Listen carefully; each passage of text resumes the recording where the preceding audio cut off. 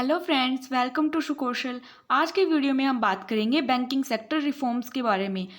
हमारे जो UGC net commerce के सिलेबस की यूनिट है बैंकिंग एंड फाइनेंशियल इंस्टीट्यूशंस, उसके कंप्लीट सिलेबस की हमने एक सीरीज चला रखी है जिसके अंदर हमने काफ़ी सारे टॉपिक्स को कवर कर दिया। अगर आपने वो नहीं देखे हैं तो लिंक आपको डिस्क्रिप्शन बॉक्स में मिल जाएगा, वहाँ पर जाकर आप देख सकते हो। आज की वीडियो में हम बात करेंगे बैंकिंग सेक्टर रिफॉर्म्स के बारे में। तो चलिए स्टार्ट करते हैं। जो इंडियन बैंकिंग इंडस्ट्री है या सेक्टर है, उसका इवोल्यूशन जो है वो काफ़ी सारी फेजेस के दौरान हुआ है। मतलब हमने उनको फेजेस में डिवाइड कर रखा है और उन फेजेस के बेसिस पे समझेंगे कि क्या क्या इवोल्यूशंस जो है या चेंजेस जो है वो इंडियन बैंकिंग इंडस्ट्री के अंदर आया। सबसे पहले हम इनको जनरेशन के बेसिस पे समझेंगे, फिर बात करेंगे फेजेस की। तो सबसे पहले अगर बात करें जनरेशन, तो 4 जनरेशन्स के अंदर डिवाइड किया गया है इंडियन बैंकिंग इंडस्ट्री को। First generation, second generation, third generation and fourth generation.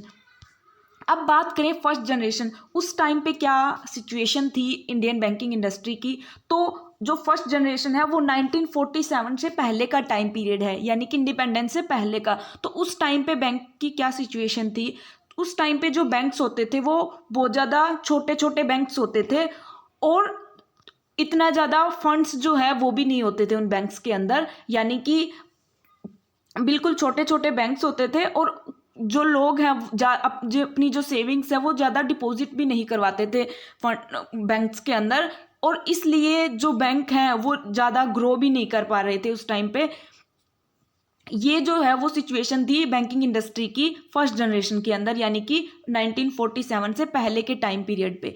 फिर बात करें सेकंड जनरेशन की, तो सेकंड जनरेशन जो टाइम पीरियड है वो है 47 से 1967 तक का टाइम पीरियड। उस टाइम पे जो है इंडिपेंडेंस के बाद गवर्नमेंट ने कुछ स्टेप्स तो लिए इम्प्रूवमेंट के लिए बैंकिंग इंडस्ट्री के, लेकिन फिर भी जो मेन जो फोकस है बैंक्स का वो कुछ बड़े बिजनेसेस या कुछ हम कह सकते हैं कुछ फैमिलीज या कुछ लोगों तक ही लिमिटेड था उसको। मतलब सारे जो पूरी कंट्रीज के ऑल ओवर जो लोग हैं उन तक उनकी फैसिलिटीज़ नहीं पहुंच पाई थी। मेनली जो एग्रीकल्चर सेक्टर है वो बिल्कुल ही नेग्लेक्ट किया जाता था सेकंड जनरेशन के टाइम पीरियड, यानी कि वहां तक बैंकिंग फैसिलिटीज़ नहीं पहुंची थी। फिर बात करें थर्ड जनरेशन की, तो ये जो टाइम पीरियड है वो है 1967 से 1991 तक का। इस जनरेशन के अंदर गवर्नमेंट ने कुछ बड़े बड़े स्टेप्स लिए बैंकिंग इंडस्ट्रीज के मतलब इम्प्रूवमेंट के लिए, जिसके अंदर था नेशनलाइजेशन मेन। इस जनरेशन यानी कि इस टाइम पीरियड के अंदर गवर्नमेंट ने 20 जो सबसे बड़े बड़े मेजर प्राइवेट बैंक्स थे उनको नेशनलाइज कर दिया टू अलग अलग फेजेस के दौरान। सबसे पहले 1969 में और फिर 1980s में। इनको आगे हम डिटेल में समझेंगे नेशनलाइजेशन की फेज को। इसके साथ ही कुछ और इनिशिएटिव लिए जहां पर जो बैंकिंग है उसको शिफ्ट करने की कोशिश की गई क्लास बैंकिंग से मास बैंकिंग, यानी कि जो बैंकिंग की फैसिलिटीज़ है वो कुछ क्लास ऑफ पीपल तक ही लिमिटेड ना रह के उसको एक बड़े एरिया यानी कि ज़्यादा से ज़्यादा एक्सपेंड किया जाए। तो ऐसे ऐसे इनिशिएटिव्स गवर्नमेंट ने लिए और जो बैंक्स हैं उनकी ब्रांचेज को रूरल इंडिया तक यानी कि रूरल एरियाज तक पहुंचाने की कोशिश की गई, उनको एक्सपेंड करने की कोशिश की गई ताकि जो गांव के लोग हैं और जो एग्रीकल्चर सेक्टर से बिलोंग करते हैं उन तक भी बैंकिंग फैसिलिटीज पहुंच सके। फिर फोर्थ जनरेशन का जो टाइम पीरियड है वो था 1991 से 2014 तक।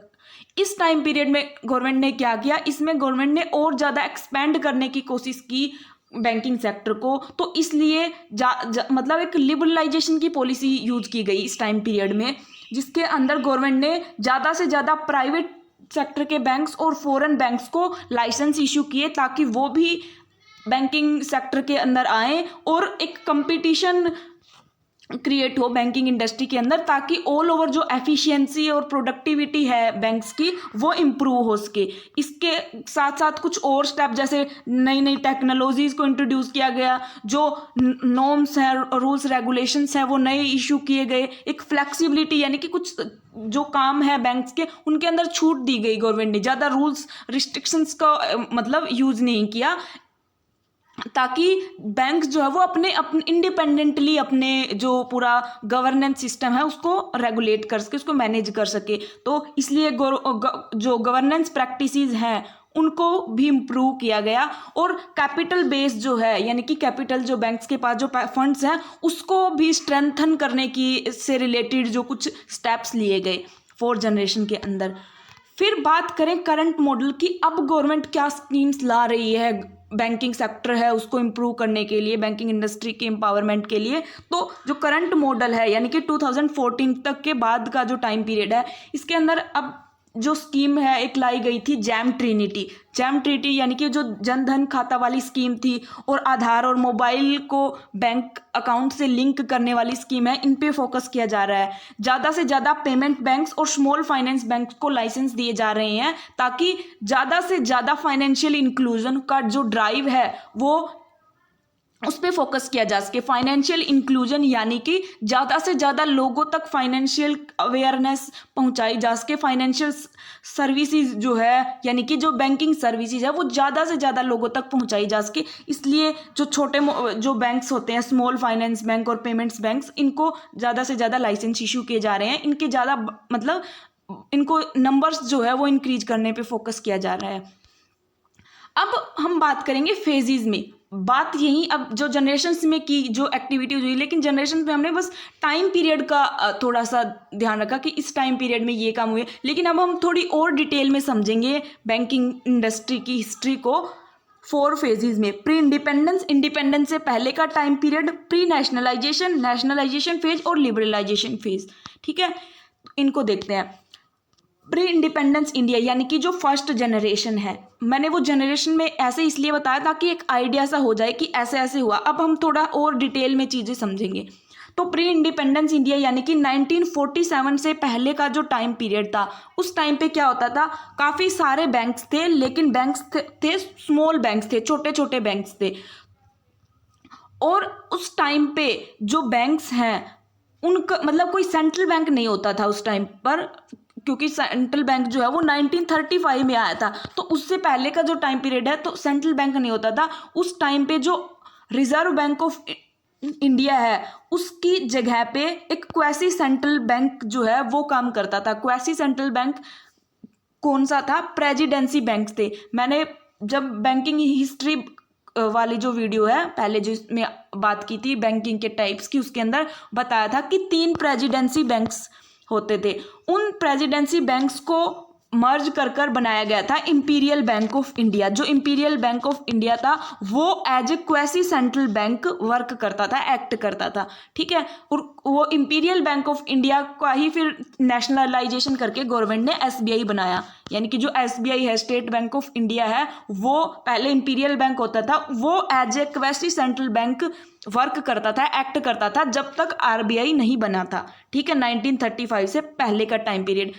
और प्री इंडिपेंडेंस फेज में ही काफ़ी सारे और बैंक भी स्टेबलाइज किए गए थे, जैसे इलाहाबाद बैंक है, पंजाब नेशनल बैंक है, बैंक ऑफ इंडिया है, बैंक ऑफ बड़ौदा है, सेंट्रल बैंक ऑफ इंडिया। कुछ इंपॉर्टेंट बैंक उस टाइम पे आए थे।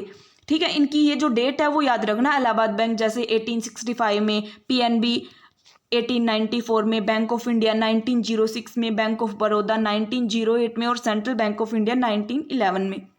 एग्जाम में ऐसे क्वेश्चंस आ सकते हैं। ठीक है, तो अब प्री इंडिपेंडेंस फेज में बैंक्स जो है वो छोटे होते थे और उनका जो मेन काम है, मतलब जो मेन सर्विसेज किन लोगों को प्रोवाइड करते थे, वो जो ब्रिटिशर्स हैं उस टाइम पर रूल करते थे उनको, उनके जो ट्रेड है उसके अंदर हेल्प करते थे बैंक्स। ठीक है, वो जो इंडियन की जो लोकल जो पीपल हैं उन तक अपनी सर्विसेज नहीं प्रोवाइड करते थे। उनका मेन फोकस था ब्रिटिशर्स को उनके जो ट्रेड है उसके अंदर हेल्प करना, और कुछ और जो छोटे मोटे जो ट्रेडर्स हैं उनकी जो बैंकिंग फैसिलिटीज़ है वो प्रोवाइड करना। मेन जो काम है वो उस टाइम पे बैंक्स का होता था। ठीक है, और ज़्यादातर जो बैंकिंग सेक्टर में है वो यूरोपियंस के द्वारा ही डोमिनेट किया जाता था।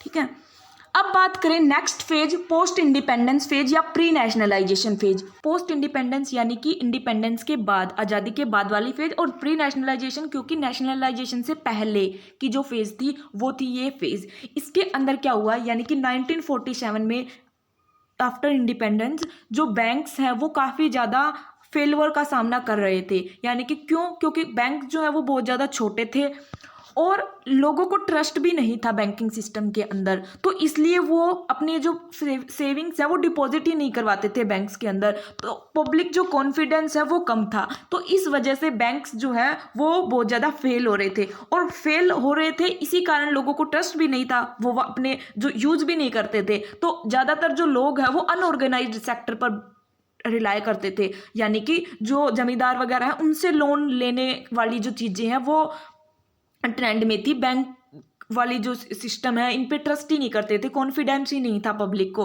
तो इसलिए वहाँ डिपॉजिट भी नहीं करवाते थे। तो अब इन सारी प्रॉब्लम्स, इतनी सारी जो प्रॉब्लम्स हैं उनको ठीक करने के लिए गवर्नमेंट ने काफ़ी सारे स्टेप्स लिए। उनमें से एक मेन स्टेप था जो इंपीरियल बैंक है, यानी कि जो as a quasi central bank act कर रहा था, जो बैंक जो प्रेसिडेंसी बैंक्स, 3 प्रेसिडेंसी बैंक्स को मर्ज करके बनाया गया था इंपीरियल बैंक, उसको गवर्नमेंट ने खरीद लिया, उसको यानी कि नेशनलाइज कर दिया as a state bank of India 1955 के अंदर, ताकि एक गवर्नमेंट का एक मेन बैंक हो सके। और गवर्नमेंट, अब देखो प्राइवेट सेक्टर को तो क्या है, अपना प्रॉफिट अर्न करना है उसको तो, लेकिन ज़्यादा से ज़्यादा लोगों तक बैंकिंग फैसिलिटीज जो पहुंचाने का जो एक तरह से सोशल जो वेलफेयर का जो काम है वो तो गवर्नमेंट ही करेगी। तो इसलिए गवर्नमेंट ने क्या किया, जो इंपीरियल बैंक था उसको नेशनलाइज कर दिया और उसको चेंज कर दिया स्टेट बैंक ऑफ इंडिया में 1955 के अंदर। अब इन सारे स्टेप्स के बाद भी बैंकिंग जो सेक्टर है वो उसमें ज़्यादा इंप्रूवमेंट्स नहीं हुई, तो इसलिए गवर्नमेंट ने क्या किया, फर्दर फिर नेशनलाइजेशन के स्टेप्स उठाए, bank nationalisation phase.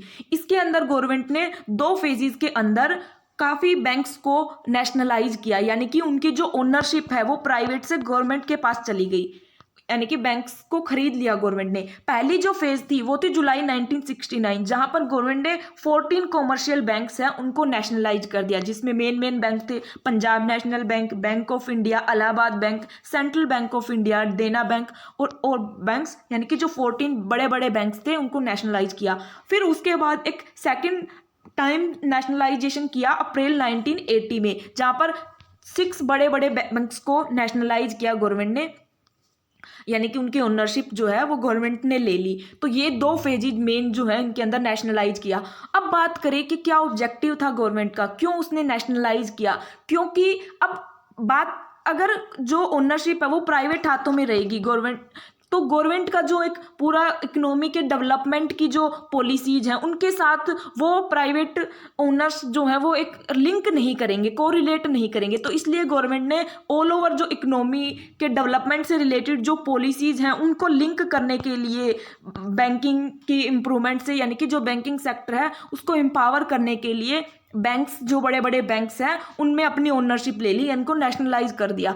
2 main purpose जो थे नेशनलाइजेशन के वो थे ज़्यादा से ज़्यादा फाइनेंशियल इंक्लूजन करना, यानी कि ज़्यादा से ज़्यादा लोगों तक बैंकिंग फैसिलिटीज़ प्रोवाइड करना। तो इसलिए गवर्नमेंट ने ज़्यादा से ज़्यादा ब्रांचेज जो है बैंक्स की उसको एक्सपेंड किया ज़्यादा, ताकि ज़्यादा ब्रांच होंगी बैंक्स की तो वो ज़्यादा लोगों तक सर्विसेज प्रोवाइड करेंगे। सेकंड जो पर्पज था वो था कि जो क्रेडिट की जो फैसिलिटीज़ है उसको प्लान प्रायोरिटी सेक्टर की तरफ मूव करना। प्लान प्रायोरिटी मतलब, अब देखो हमने पहले बात की, जो बैंकिंग सेक्टर है वो कुछ लिमिटेड एरियाज तक ही अपनी सर्विसेज प्रोवाइड करते थे, यानी कि कुछ जो बिजनेसेस हैं या कुछ फैमिलीज तक ही लिमिटेड थे। तो जो मेन रूरल सेक्टर है और जो एग्रीकल्चर सेक्टर है उस तक फैसिलिटीज़ नहीं पहुंच पा रही थी बैंक्स की। तो इसलिए गवर्नमेंट ने क्या किया, प्लान प्रायोरिटीज़ डिसाइड कर दी, कुछ प्रायोरिटीज़ फिक्स कर दी बैंक्स के लिए कि इस पर्टिकुलर सेक्टर, उस प्लान प्रायोरिटीज़ में काफ़ी सारे सेक्टर आ गए, जैसे रूरल इंडिया है या वुमेन एम्पावरमेंट के लिए लोन वगैरह देना है, एग्रीकल्चर सेक्टर में लोन देना है, छोटे छोटे जो बिजनेसेज हैं, एसएमएज हैं या एमएसएमईज हैं उनको लोन देना, मतलब उनको बैंकिंग फैसिलिटीज़ प्रोवाइड करने जैसी प्रायोरिटीज़ गवर्नमेंट ने डिसाइड कर दी कि इतने % हर एक बैंक को अपने जो लोन वगैरह हैं वो इस प्रायोरिटी सेक्टर के अंदर, यानी कि इन सेक्टर के अंदर प्रोवाइड करवाना है। तो ऐसी प्रायोरिटीज़ फिक्स कर दी। तो इससे क्या हुआ कि ज़्यादा से ज़्यादा फाइनेंशियल इंक्लूजन हो, ज़्यादा से ज़्यादा लोग तक बैंकिंग सर्विसेज जो है वो पहुँच सके।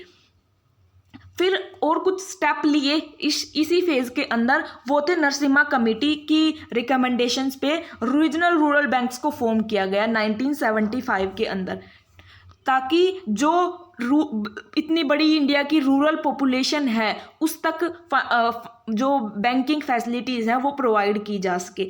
और साथ साथ कुछ बड़े बड़े हर एक सेक्टर के वाइज, मतलब एक सेक्टर स्पेसिफिक बड़े बड़े फाइनेंशियल इंस्टीट्यूशंस को फॉर्म किया गया। जैसे एग्रीकल्चर और रूरल सेक्टर के एम्पावरमेंट के लिए नाबार्ड को बनाया गया 1982 में। फिर एक्सपोर्ट और इंपोर्ट को फैसिलिटेट करने के लिए एग्जिम बैंक को फॉर्म किया गया 1982 में। हाउसिंग को एम्पावरमेंट के लिए नेशनल हाउसिंग बैंक 1988 में फॉर्म किया गया। और जो छोटे मोटे बिजनेस हैं, स्मॉल इंडस्ट्रीज हैं, उनको फाइनेंशियल सर्विसेज प्रोवाइड करने के लिए सिडबी को बनाया गया 1990 में। तो बड़े बड़े डेवलपमेंट इंस्टीट्यूशंस को फॉर्म किया गया गवर्नमेंट के द्वारा, ताकि ज़्यादा से ज़्यादा जो सेक्टर्स हैं वो कवर हो सके, उनको बैंकिंग फैसिलिटीज़ जो है वो प्रोवाइड की जा सके। फिर नेशनलाइजेशन फेज के बाद आती है लिबरलाइजेशन फेज। लिबरलाइजेशन का मतलब ही है कि लिबरल होना, छूट देना, ज़्यादा से ज़्यादा फ्लेक्सिबिलिटी लेके आना। तो 1991 से पहले की जो सिचुएशन थी, गवर्नमेंट ने नेशनलाइजेशन भी ले आई, लेकिन फिर भी काफ़ी सारी प्रॉब्लम्स थी बैंकिंग सेक्टर के अंदर। अब बात करें कि क्या क्या प्रॉब्लम्स थी, तो प्रॉब्लम थी जो सीआरआर और एसएलआर की जो रिक्वायरमेंट है। सीआरआर और एसएलआर क्या होते हैं, ये हमने जो आरबीआई वाला जो वीडियो है जिसके अंदर आरबीआई के बारे में बातें की हमने, उसके अंदर कवर किया, आप वहाँ से समझ सकते हो। तो सीआरआर एक तरह से क्या होता है कि एक बैंक को अपने जो रिजर्व, मतलब अपनी जो टोटल नेट डिमांड और लाइबिलिटीज़ हैं उसका एक परसेंटेज सेंट्रल बैंक के पास रखना होता है एज ए रिजर्व। और एसएलआर उसको खुद को अपने पास एक जो रिजर्व है, एक लिक्विड और मतलब एक कैश और गोल्ड फॉर्म के अंदर रखना होता है हर एक बैंक को। ये जो है वो आरबीआई मतलब रिक्वायरमेंट लाता है, कंपलसरी होता है हर बैंक को ये रिजर्व फॉर्म करना। तो इसकी ये जो है वो बहुत ज़्यादा हाई था, यानी कि जो रेशो है वो बहुत ज़्यादा हाई था। बैंकों का काफ़ी सारा जो मतलब एक तरह से रिसोर्सेज है, जो उनके फंड्स हैं वो इनके अंदर ही रह जाते, तो उनके लिए आगे लोन देने के लिए जो फंड्स है वो कम पड़ जाते। तो ये जो रिक्वायरमेंट्स थी, जो रेगुलेटरी रिक्वायरमेंट थी, वो काफ़ी ज़्यादा स्ट्रिंजेंट थी। ये एक मेन प्रॉब्लम थी। नेक्स्ट जो कंसेशनल लैंडिंग है, यानी कि जो प्रायोरिटी सेक्टर के टारगेट गवर्नमेंट ने डिसाइड तो कर दिया कि भाई इन सेक्टर में हर एक बैंक को अपना जो लोन का जो एक पार्ट है वो इन सेक्टर, प्रायोरिटी सेक्टर में देना, जहाँ पे छोटे मोटे बिजनेस हो गए रूरल एरियाज़ के अंदर, यानी कि रूरल सेक्टर, एग्रीकल्चर सेक्टर में, या और जो सोशल वेलफेयर से रिलेटेड सेक्टर्स हैं उनके अंदर अपने जो लोन्स हैं वो प्रोवाइड करने हैं। तो ये जो रिक्वायरमेंट है वो काफ़ी ज़्यादा मतलब एक वो बड़ा हाई टारगेट गवर्नमेंट ने फिक्स कर दिया कि भाई इतने परसेंट देने। तो ये भी एक प्रॉब्लम क्रिएट कर रहा था बैंकिंग की फंक्शनिंग के अंदर। नेक्स्ट था एडमिनिस्टर्ड इंटरेस्ट रेट। जो इंटरेस्ट रेट है उसको भी अच्छे से एडमिनिस्टर नहीं किया जा रहा था आरबीआई के द्वारा। तो ये भी एक मेन प्रॉब्लम जो है, एक रीजन था एक बैंकिंग सेक्टर के परफॉर्मेंस को इम्प्रूव करने में।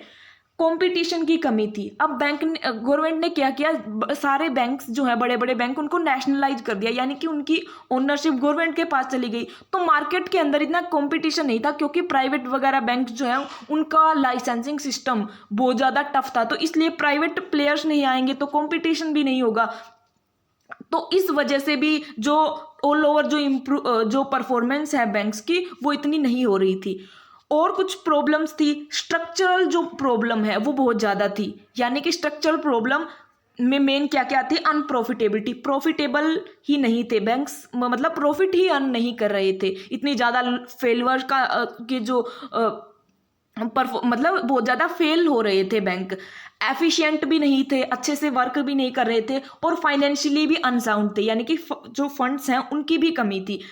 जो इंटरनेशनल स्टैंडर्ड्स हैं उनके अकॉर्डिंग भी बैंक, जो इंडियन बैंक्स की ग्रोथ है वो अच्छी नहीं थी, यानी कि एक इतनी बड़ी पॉपुलेशन है जहाँ पर इतने सारे लोग डिपॉजिट करवाते हैं पैसे अपने बैंक्स के अंदर, फिर भी जो ग्रोथ है वो जो होनी चाहिए वो नहीं थी इंटरनेशनल स्टैंडर्ड्स के अकॉर्डिंग भी। तो इसलिए इन सारी प्रॉब्लम्स के सॉल्यूशन के लिए, फाइनेंशियल सेक्टर रिफॉर्म्स को इम्प्लीमेंट करने के लिए गवर्नमेंट ने 2 कमिटीज़ को फॉर्म किया, नरसिम्हा कमेटी 1 और नरसिम्हा कमेटी 2। जो नरसिम्हा कमेटी 1 थी वो थी कमेटी ऑन फाइनेंशियल सिस्टम, और जो 2 थी वो थी committee on banking sector reforms. इन फिर कमेटीज़ ने आगे रिकमेंडेशंस दी, उनके बेसिस पे फिर काम हुआ और फिर इम्प्रूवमेंट्स हुई बैंकिंग सेक्टर के अंदर। अब हम समझेंगे इन कमेटीज़ के बारे में कि क्या इनकी रिकमेंडेशंस थी और फिर गवर्नमेंट ने क्या क्या जो है वो एक्शन लिए। सबसे पहले बात करें नरसिम्हा कमेटी 1, इसको बोला जाता है कमेटी ऑन फाइनेंशियल सिस्टम। तो जो आरबीआई के गवर्नर थे 1991 के अंदर एम नरसिम्हा, उनकी मतलब उनके एक as a head Narasimha committee stabilise की गई 1991 में। इस कमेटी ने क्या किया, जो ऑल ओवर फाइनेंशियल सेक्टर है उसको स्टडी किया, उसकी प्रॉब्लम्स को समझा और एक रिपोर्ट तैयार की, एक कॉम्प्रिहेंसिव रिपोर्ट तैयार की और उसके अंदर कुछ सुझाव दिए, कुछ रिकमेंडेशंस दी कि ये स्टेप्स जो है वो गवर्नमेंट ने लेने चाहिए एज ए रिफॉर्म। अब हम बात करें कि क्या क्या रिकमेंड किया इस कमेटी ने, कि क्या स्टेप्स गवर्नमेंट को लेने चाहिए या आरबीआई को लेने चाहिए। सबसे पहले बात करी कि जो एसएलआर है उसको कम किया जाना चाहिए अगले 5 साल में। हमने बात की थी कि एक प्रॉब्लम थी एसएलआर और सीआरआर की, बहुत ज़्यादा थे, इनका जो रेशो है वो बहुत ज़्यादा था। तो कमेटी ने भी रिकमेंड किया कि इनको कम किया जाना चाहिए। एसएलआर है उसको 25% तक करना चाहिए और जो सीआरआर है उसको भी कम किया जाना चाहिए, और जो प्रायोरिटी सेक्टर लैंडिंग रिक्वायरमेंट है उसको भी कम किया जाना चाहिए। यानी कि इन सेक्टर्स के अंदर जो है वो लोन्स वगैरह प्रोवाइड करने बैंक को, ऐसे प्रायोरिटी सेक्टर की जो रिक्वायरमेंट फिक्स की गई थी तो वो 40% थी कि हर एक बैंक को अपने टोटल जो लोन्स प्रोवाइड करते हैं उसमें से 40% लोन वो इस सेक्टर को प्रोवाइड करेंगे, जो अनसर्व्ड सेक्टर है या मार्जिनलाइज जो सेक्टर है उसको। तो इस वजह से भी काफ़ी जो प्रॉब्लम्स आ रही थी बैंक के अंदर, तो इसको भी कम करने की बात बोली गई इस कमेटी के अंदर, इसको 10% करने की बात बोली गई। फिर जो इंटरेस्ट रेट का जो सिस्टम है उसको भी डीरेगुलेट करने की बात की गई, उसके में भी चेंजेस की बात की गई। नेक्स्ट जो रिकमेंडेशन थी वो थी कि जो प्रॉफिटेबल बैंक है, यानी कि जो अच्छे से प्रॉफिट कमा रहे हैं या जो अच्छे बड़े बड़े बैंक्स हैं, उनको गवर्नमेंट ने परमिशन देनी चाहिए कि वो जो कैपिटल मार्केट है वहाँ से फंड्स रेज कर सके, यानी कि वहाँ से कैपिटल ले सके। ये परमिशन जो है वो गवर्नमेंट ने देनी चाहिए। नेक्स्ट इन्होंने बात की कैपिटल एडिक्वेसी स्टैंडर्ड्स की, कि जो बेसल नॉर्म्स हैं इनको हमारे सिलेबस में, इनको हम आगे बात करेंगे नेक्स्ट वीडियो में। बेसल नॉर्म जहाँ पर बताई गई है कि कैपिटल एडिक्वेसी रेशोज के बारे में बताया गया कि कितनी एडिक्वेट कैपिटल एक बैंक के पास होनी चाहिए विदाउट रिस्क वाली जो कैपिटल है वो। तो उन स्टैंडर्ड्स को अचीव करने की बात इस कमेटी के अंदर बोली गई कि हर बैंक को ये जो इस नॉर्म्स के अंदर जो स्टैंडर्ड्स रिकमेंड किए गए हैं उनको फॉलो करना चाहिए, उनको अचीव करना चाहिए। फिर जो बैड लोन्स हैं उनकी काफ़ी ज़्यादा प्रॉब्लम्स थी बैंक्स के अंदर, तो इसके लिए जो कमेटी है उसने रिकमेंड किया कि एक स्पेशल ट्रिब्यूनल बनाना चाहिए ताकि जो बैड लोन्स हैं उनकी रिकवरी जल्दी से की जा सके। ठीक है, कुछ और रिकमेंडेशंस की, एक एसेट रिकंस्ट्रक्शन फंड की बात की कि एक एसेट रिकंस्ट्रक्शन फंड बनाना चाहिए जो फाइनेंशियल इंस्टीट्यूशंस हैं या बैंक्स हैं उनकी जो बैड लोन वाली जो प्रॉब्लम है, एनपीए वाली प्रॉब्लम है, उसको सॉर्ट आउट करे। उसके लिए यानी कि उसको सॉर्ट आउट कैसे करें, जो बैड एसेट्स हो जाती है बैंक्स के अंदर, बैड एसेट्स या एनपीए क्या होते हैं इनको हम आगे बात करेंगे, लेकिन एक बार बता देती हूँ। यानी कि जो बैंक्स लोन देते हैं और वो लोन अगली जो पार्टी, जिस पार्टी को वो लोन दे रहे हैं, वो अगर डिफ़ॉल्ट कर जाए, यानी कि वो बैंक को पैसे वापस पे नहीं कर रहे, तो वो जो लोन्स हैं उनकी जो प्रॉब्लम है वो काफ़ी ज़्यादा होती थी।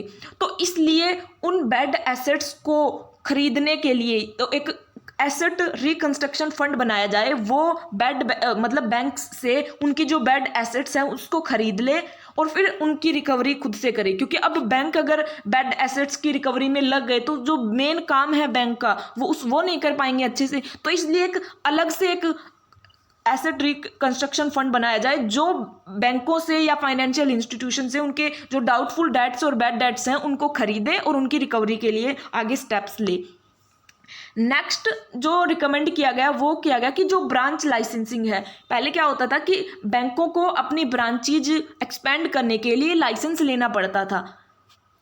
आगे एक्सपेंड करने की। तो एक तरह से ये प्रॉब्लम क्रिएट कर रहा था, क्योंकि अब लाइसेंस वगैरह में टाइम लग जाता है, तो बैंक जो है वो इतनी आसानी से अपनी ब्रांचेज को एक्सपेंड नहीं कर सकते थे। तो ज़्यादा लोग, अगर ब्रांच बढ़ेगी नहीं या मुश्किल आएगी बैंकों को ब्रांच बढ़ाने में, तो कम लोगों तक सर्विसेज, बैंकिंग सर्विसेज पहुंचेगी। तो इसलिए कमेटी ने रिकमेंड किया कि जो ब्रांच की लाइसेंसिंग वाला सिस्टम है इसको ख़त्म करना चाहिए। नेक्स्ट, ज़्यादा से ज़्यादा प्राइवेट और फॉरेन बैंक्स हैं उनकी एंट्री आसान की जाए, ताकि ज़्यादा से ज़्यादा बैंक्स आए मार्केट के अंदर, कंपटीशन बढ़े और ज़्यादा लोगों तक सर्विसेज पहुंचे, तो उनकी जो एंट्री है उसको आसान किया जाए। फिर कंप्यूटराइजेशन लेके आया जाए, कंप्यूटर सिस्टम, नई टेक्नोलॉजी, जो कंप्यूटर सिस्टम है, इंटरनेट बैंकिंग है, इनको लेके आया जा सके बैंकिंग ऑपरेशन के अंदर, ताकि और जो एफिशिएंसी है इंक्रीज हो सके।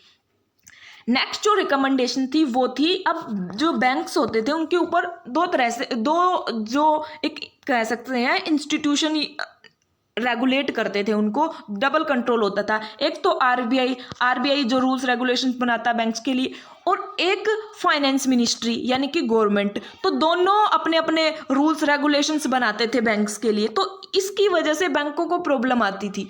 अब दो दो बंदे अगर कंट्रोल करेंगे किसी पर्सन को, किसी इंस्टीट्यूशन को, तो उससे प्रॉब्लम आएगी, क्योंकि अब आरबीआई क्या बात बोले, फाइनेंस मिनिस्ट्री क्या बात बोले, बैंक को बीच में फंस गए कि किसकी माने या किसकी नहीं। तो इसलिए बोला गया कि ये जो डबल कंट्रोल वाला सिस्टम है इसको खत्म करना चाहिए, और सिर्फ आरबीआई जो है उसको ही एक रेगुलेटर होना चाहिए पूरे बैंकिंग सिस्टम का। अब वो तो थी रिकमेंडेशंस, यानी कि जो कमेटी ने रिकमेंड की कि ये स्टेप गवर्नमेंट को लेने चाहिए, लेकिन एक्चुअल में गवर्नमेंट ने क्या क्या एक्शन लिए उनकी बात करते हैं। सबसे पहले जो एसएलआर है उसको गवर्नमेंट ने कम किया 38.5% से 28% तक नेक्स्ट 5 ईयर में। ठीक है, इसको 38 से 28 तक लेके आई गवर्नमेंट। जो सीआरआर है उसको भी 14% से 10% तक कम किया गया 1997 तक। आरबीआई ने जो बेसल नॉर्म्स के बारे में बात की गई थी कि जो कैपिटल से रिलेटेड जो स्टैंडर्ड है, कैपिटल एडिक्वेसी से रिलेटेड स्टैंडर्ड्स हैं, उनका लेके आना चाहिए, उनको अचीव करना चाहिए। तो इसके लिए गवर्नमेंट ने इंट्रोड्यूस किया capital to risk weighted assets ratio. ठीक है, ताकि जो साउंडनेस है बैंकिंग इंडस्ट्री की वो इम्प्रूव हो सके। फिर बात की गई थी, कमेटी में रिकमेंड किया गया था कि जो बड़े बड़े प्रॉफिटेबल्स बैंक्स हैं उनको परमिशन देनी चाहिए कि वो कैपिटल मार्केट से फंड्स रेज कर सके, वहां से एक्सेस कर सके। तो ये स्टेप भी लिया गया। आरबीआई ने जो स्ट्रॉन्ग बैंक्स थे उनको अलाउ किया कि वो कैपिटल मार्केट से फंड्स रेज कर सकते हैं, पैसे ले सकते हैं, और ज़्यादा से ज़्यादा प्राइवेट बैंक्स अलाउ किए गए, और जो फॉरेन बैंक्स हैं उनको भी एंट्री दी गई। नेक्स्ट एक जो ब्रांच वाला सिस्टम था कि ब्रांच एक्सपेंड करने के लिए लाइसेंस लेना पड़ता था, तो उसमें भी फ्रीडम दी गई बैंक्स को कि वो अपनी ब्रांचेज जो है वो ज़्यादा से ज़्यादा ओपन कर सकते हैं। कुछ और एक्शंस जो गवर्नमेंट ने लिए वो थे, आरबीआई का जो सुपरविजन सिस्टम था उसको स्ट्रेंथ किया गया, मतलब उसको और स्ट्रॉन्ग किया गया, ताकि अच्छे से जो आरबीआई है वो बैंक्स को सुपरवाइज कर सके। कंप्यूटराइजेशन है, ज़्यादा से ज़्यादा कंप्यूटर जो बैंक के ऑपरेशंस हैं उनके अंदर कंप्यूटर्स का यूज किया गया, ताकि जो क्वालिटी है बैंकिंग ऑपरेशंस की वो इम्प्रूव हो सके, उस बैंकों की परफॉर्मेंस जो है वो इम्प्रूव हो सके। और जो बैड डेट्स वाली जो प्रॉब्लम्स थी उसके लिए गवर्नमेंट ने एक एक्ट पास किया, recovery of debts due to banks and financial institution act 1993, और इसके अंदर एक डेट रिकवरी ट्रिब्यूनल को अपॉइंट किया गया, ताकि जो बैड डेट्स हैं उनकी रिकवरी जो है वो जल्दी से जल्दी करवाई जा सके। एक और स्कीम जो गवर्नमेंट ने लॉन्च की वो थी बैंकिंग ओबर्ट्समैन स्कीम 1995 के अंदर। ये जो स्कीम है वो किससे रिलेटेड थी, ये थी कंज्यूमर से रिलेटेड, यानी कि जो बैंक्स के अंदर जो कंज्यूमर्स आते हैं, हम जो बैंक में जाते हैं, तो अगर वहाँ पर हमें कोई प्रॉब्लम हो रही है बैंक के अंदर, तो हम उसकी शिकायत, कंप्लेन जो है या उसका प्रॉब्लम का सॉल्यूशन कहाँ करवाए, तो उसके लिए थी ये बैंकिंग ओबर्ट्समैन स्कीम, जहाँ पर जो कस्टमर्स की जो कंप्लेंट्स हैं उसका सॉल्यूशन जो है वो जल्दी से जल्दी प्रोवाइड किया जा सके, या वो अपनी शिकायत जो है वो वहाँ पर कर सकें। अब बात करते हैं नरसिम्हा कमेटी 2 की क्या रिकमेंडेशन थी। तो जो नरसिम्हा कमेटी 2 है उसको 1998 में अब जो है वो स्टेबलाइज किया गया।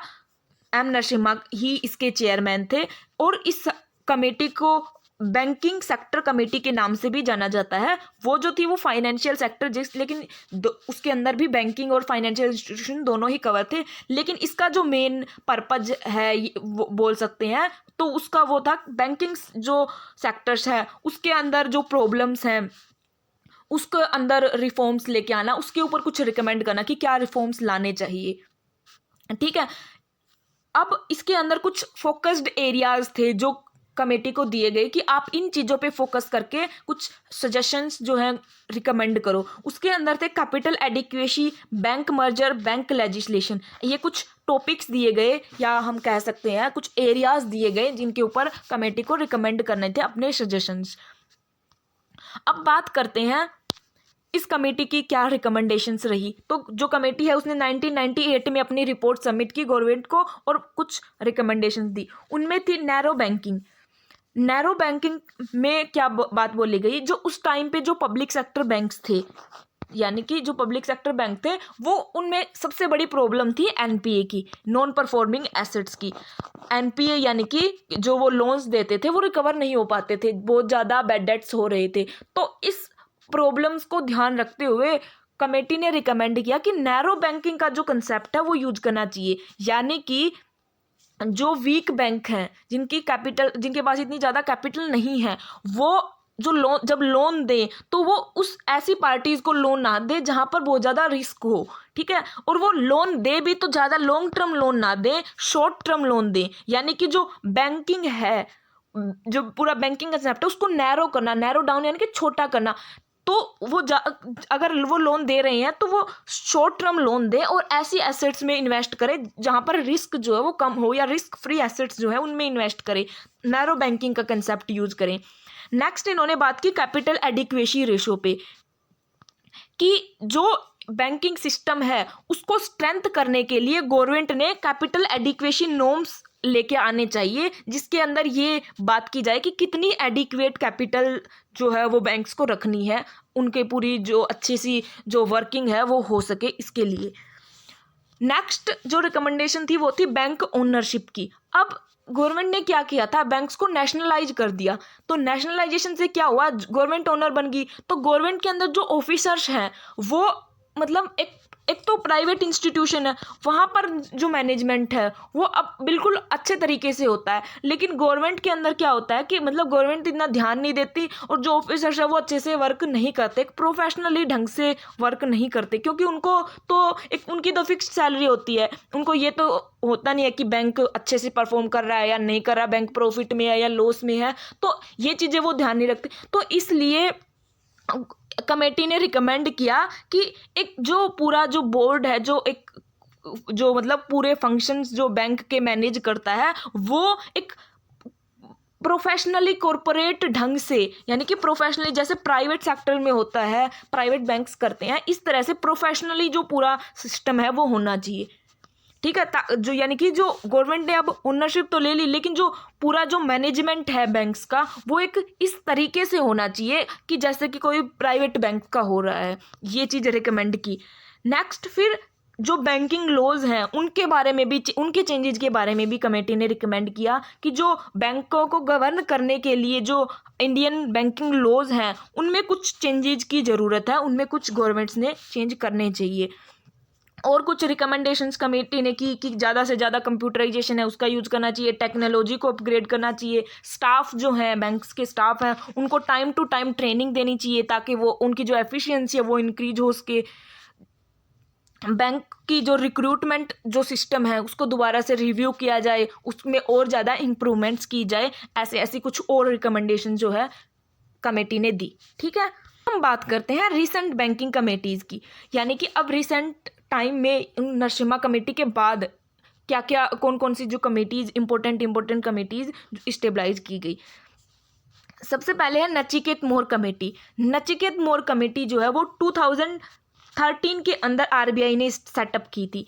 अब इस कमेटी का मेन क्या फोकस एरिया था, इस कमेटी को फोकस करना था स्मॉल बिजनेसेस पर और जो लो इनकम हाउस होल्ड्स हैं उन पर कि क्या गवर्नमेंट को क्या स्टेप लेने चाहिए, आरबीआई को या गवर्नमेंट को, कि जो बैंकिंग सर्विसेज हैं वो छोटे छोटे जो बिजनेसेस हैं उन तक पहुंच सके, और जो लो इनकम हाउस होल्ड है यानी कि जो गरीब लोग हैं, लो इनकम हाउस होल्ड है, उन तक फाइनेंशियल सर्विसेज है पहुंचाई जा सके। ऐसे क्या स्टेप लेने चाहिए। तो इस जो कमेटी है उसका काम था कि फाइनेंशियल इंक्लूजन पर और फाइनेंशियल डीपनिंग पर एक रिपोर्ट तैयार करना, मतलब रिपोर्ट तैयार करना जिसके अंदर बताए जाए स्टेप्स या रिफॉर्म्स बताए जाएं कि क्या स्टेप्स गवर्नमेंट को लेने चाहिए। ठीक है, और जो कमेटी है उसने एक फाइनल रिपोर्ट तैयार भी की जिसके अंदर इन्होंने 6 विजन स्टेटमेंट के अंदर बताया कि गवर्नमेंट को क्या क्या स्टेप्स जो है वो लेने चाहिए फाइनेंशियल इंक्लूजन के लिए और डीपनिंग के लिए इंडिया के अंदर।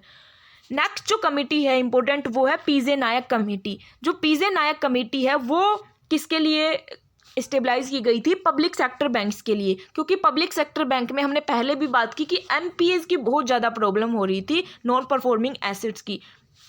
तो इस वजह से इस कमेटी को स्टेबलाइज किया गया आरबीआई गवर्नर जो रघुराम राजन हैं उनके द्वारा, और जो कमेटी के हेड हैं उसको बनाया गया पीजे नायक को। पीजे नायक जो है वो कौन थे? पीजे नायक जो है वो चेयरमैन और सीईओ थे, फॉर्मर चेयरमैन और सीईओ एक्सिस बैंक के। तो इनको एज ए हेड बनाया गया इस कमेटी का, और बताया इनको मतलब एक वर्क दिया गया कि जो पब्लिक सेक्टर के अंदर एनपीए की प्रॉब्लम है उसके अंदर क्या रिफॉर्म्स जो है वो लेने चाहिए ताकि जो ये एनपीए की प्रॉब्लम है ये कम हो सके।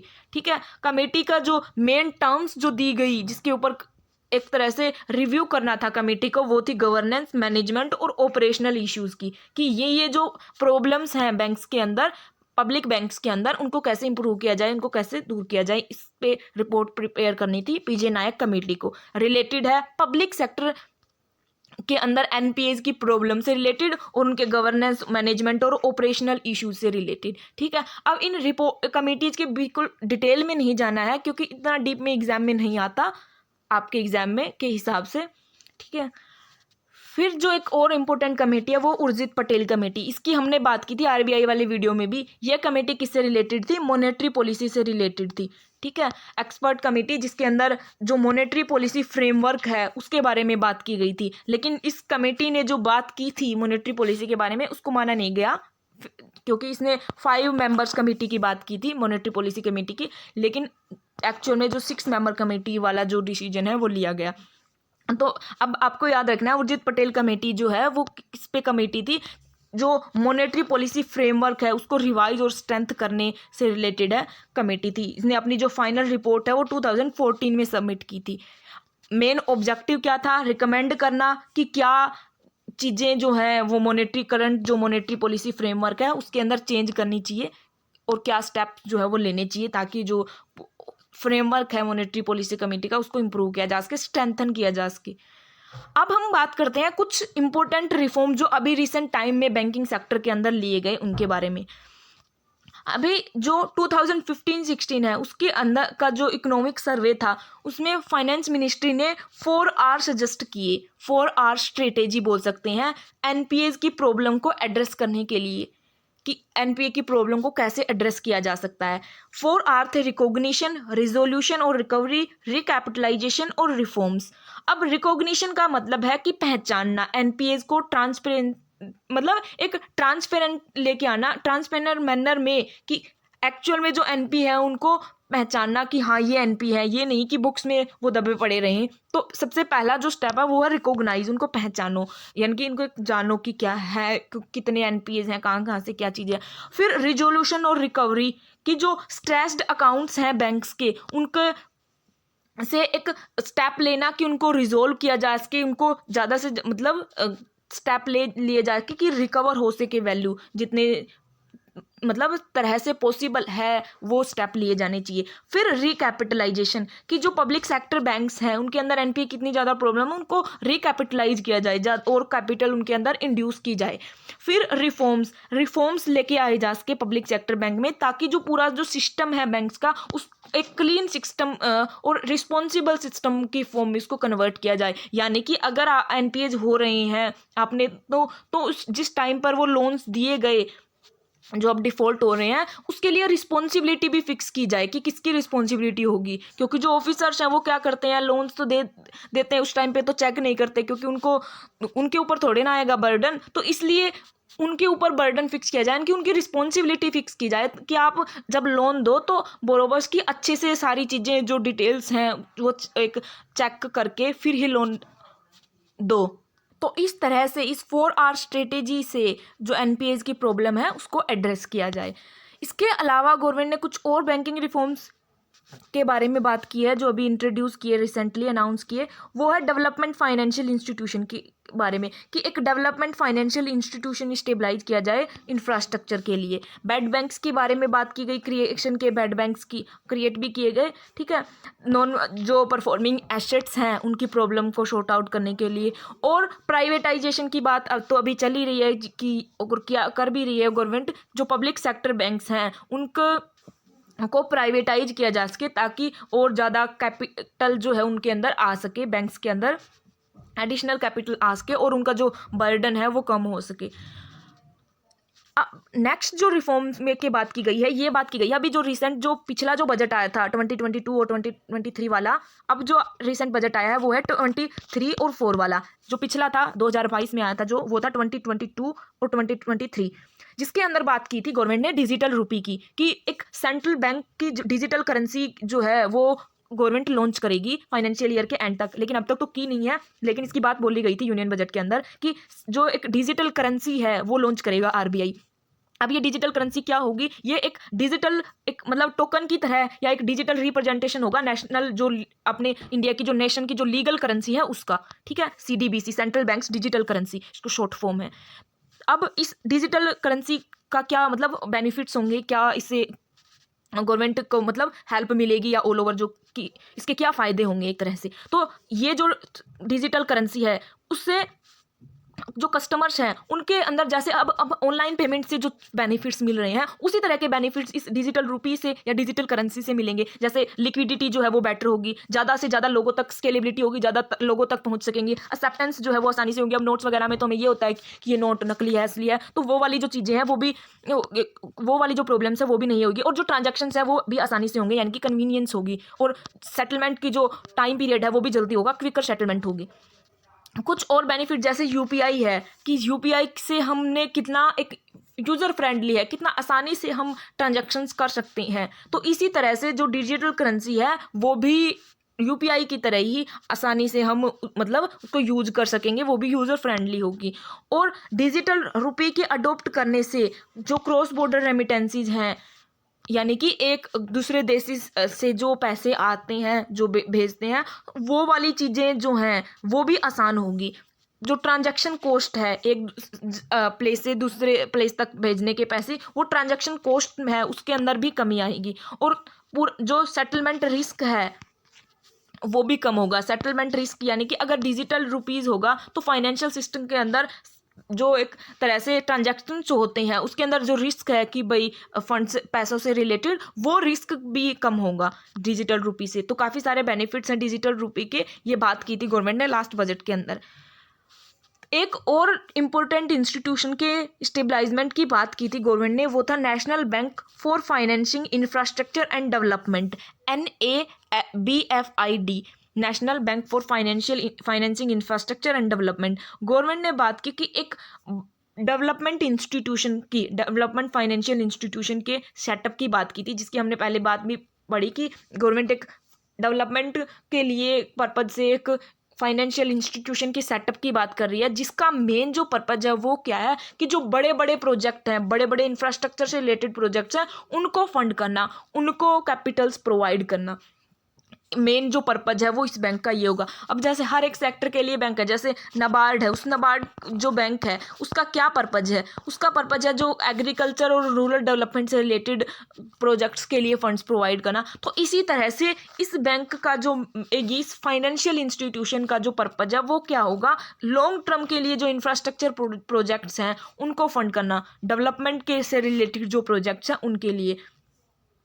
अब बात करें कि जो ये डेवलपमेंट फाइनेंशियल इंस्टीट्यूशन होगा DFI, ये पब्लिक से कैपिटल नहीं लेगा, मतलब जनता से फंड्स नहीं लेगा, ये मतलब वहाँ पर हम पैसे डिपॉजिट नहीं करवा सकते। ये फंड्स कहाँ से रेज करेगा, या तो गवर्नमेंट से लेगा या फिर मार्केट, ये जो बड़े बड़े मल्टीलेटरल इंस्टीट्यूशंस हैं उनसे फंड्स लेगा और फिर उनको आगे फर्दर लोन प्रोवाइड करेगा डेवलपमेंट से रिलेटेड इंफ्रास्ट्रक्चर प्रोजेक्ट्स के लिए। स्टार्टिंग में जो ओनरशिप है इसकी वो 100% गवर्नमेंट के पास रहेगी, लेकिन धीरे धीरे गवर्नमेंट इसको रिड्यूस करके 26% तक रखेगी। एज ए कॉरपोरेट बॉडी होगा ये, और स्टार्ट की जाएगी इसकी शेयर कैपिटल 1 लाख करोड़ से। ठीक है, मेन पर्पज की बात करें, मेन प्लान क्या है, तो इसकी बात कर ली कि जो बड़े बड़े प्रोजेक्ट्स हैं, डेवलपमेंट प्रोजेक्ट्स हैं, उनको फाइनेंस करेगा। और जो इंडिया का प्लान है 6 ट्रिलियन इकोनॉमी वाला, जो नेशनल मोनेटाइजेशन पाइपलाइन है, उसके जो बड़े बड़े प्रोजेक्ट्स हैं, मल्टीपल प्रोजेक्ट्स हैं, उनको फाइनेंस करने के लिए इसका यूज किया जाएगा, उनको फाइनेंस करेगा ये। ठीक है, तो ये थे जो इम्पोर्टेंट रिफॉर्म्स, बैंकिंग रिफॉर्म्स जो है रिसेंटली इंट्रोड्यूस किए गए, और जो पहले से जो थे, जो कमिटीज़ वगैरह थी, उनकी हमने आज की वीडियो में बात की। अगर आपको इसका PDF चाहिए तो आप टेलीग्राम जो चैनल है वहाँ से ले सकते हैं। मिलते हैं फिर अगले वीडियो में।